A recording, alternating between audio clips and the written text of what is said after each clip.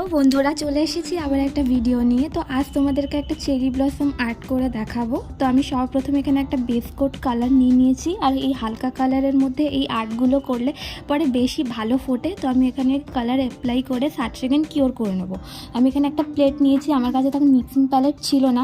এক red, yellow আর white colour দিয়ে আমি আর্টটা করব। তো মানে যে কোনো কালার দিয়েই মানে করা যায় আর কি। তো আমি এখানে তিনটে কালারকে ভালো করে একটা টুথপিক বা কাঠি দিয়ে মিক্স করে এবার এর ওপরে আমি ব্লসম জেল অ্যাপ্লাই করে নিয়ে তার মধ্যে এখন ব্রাশের সাহায্যে হচ্ছে এটা এর মধ্যে অ্যাপ্লাই করব। আর ব্লসম জেল এর দিলে পরে হচ্ছে যে কোনো রকমের স্প্রেড এইসব মার্বেল আর্ট বা ব্লসম চেরি ব্লসম আর্ট এগুলোর জন্য হচ্ছে এগুলো ইউজ করা হয় আর কি।